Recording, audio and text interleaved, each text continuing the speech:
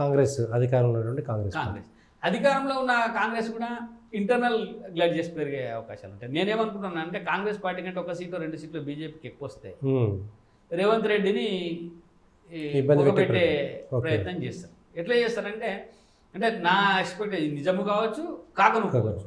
నా ఎక్స్పెక్టేషన్స్ ప్రకారం ఎంపీ ఎన్నికలలో కోమటిరెడ్డి వెంకటరెడ్డి కానీ, కోమటిరెడ్డి రాజగోపాల్ రెడ్డి కానీ, ఉత్తమ్ కుమార్ రెడ్డి కానీ, లేక పొంగులేటి శ్రీనివాస్ రెడ్డి కానీ, వీళ్ళు ఎవ్వరు ఒక్క పొంగులేటి శ్రీనివాస్ రెడ్డి ఒక ఖమ్మం సీటు కోసం తప్పితే మిగతా ఎవ్వరు కూడా ఈ సీట్లు మాకు కావాలి, మా ఊళ్ళకి కావాలి అని చెప్పి అడగాలి.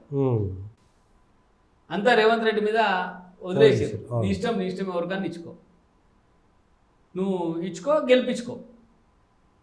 ఆయన ఏమన్నాడు, ఎన్నికలలో నన్ను చూసి ఓట్లు వేసిండ్రు, నేనే గెలిపించిన అనేటువంటి ఒక భావన ఏదైతే పార్లమెంట్ అసెంబ్లీ ఎన్నికలలో ఉన్నప్పుడు పార్లమెంట్ ఎన్నికలలో కూడా వదిలిపెట్టి నువ్వు ఇచ్చుకో, గెలిపించుకో, నువ్వే ఇంకా నీ ప్రయత్నం నువ్వు చేసుకో అన్నారు. ఒకటే ఒక సీటు ఖమ్మం సీటు పొంగులేటి శ్రీనివాసరెడ్డి తనకు అనుకూలంగా కావాలని చెప్పి పట్టుబట్టి ఇన్ని రోజులు ఆపి తెచ్చుకోగలిగాడు. అది కూడా రేవంత్ రెడ్డిని ఒప్పించే తెచ్చుకున్నాను. ఇది తప్ప మిగతా అన్ని సీట్లు ఓకే. ఇప్పుడు ఏమంటారంటే ఎలక్షన్ కాగానే నువ్వే కదా ఇచ్చుకున్నావు, ఓకే మా బాధ్యత లేదు, నువ్వే కదా ఓడిపోయినావు, తక్కువ సీట్లు వచ్చినాయి కదా అంటే దీనికి నువ్వే కదా బాధ్యత వహించాలి.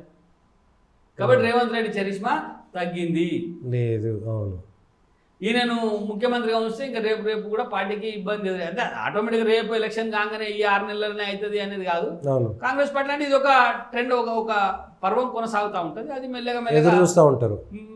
అంటే ఒక ఇటుక పోతే గోడ మెల్లగా పడుకున్నట్ల ఈ ఎంపీల ఎన్నికలలో కనుక కాంగ్రెస్ కంటే బీజేపీ ఎక్కువ సీట్లు గెలిచినట్టయితే రేవంత్ రెడ్డికి కొంత సమస్యను అయితే మొదలైతే స్పష్టంగా అర్థమవుతాం.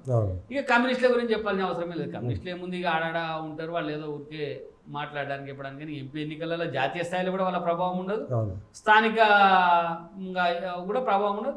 ఏమన్నా లోకల్ బాడీ ఎలక్షన్లలో అక్కడక్కడ కొన్ని కమ్యూనిస్టు గ్రామాలు అని పక్కాగా చెప్పుకునే వాటిలో ఎంపీటీసో సర్పంచో గెలిస్తే గెలవచ్చు తప్ప జెడ్పీటీసీలు ఎంపీపీలు గెలిచే అవకాశం కూడా ఆ పార్టీకి పెద్దగా ఉండదనేది అనిపిస్తాం.